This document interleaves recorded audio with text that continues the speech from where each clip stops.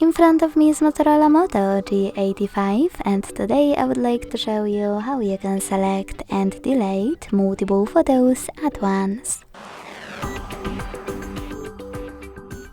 Begin by launching your photos and then selecting Photos or Library section at the bottom.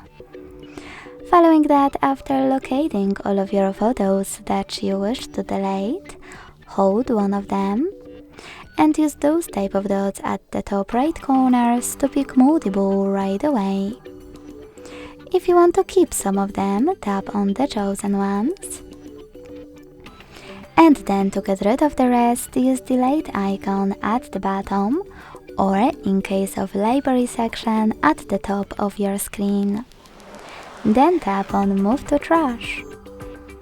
Thanks so much for watching. If you enjoyed this video, don't forget to leave a like, comment and subscribe.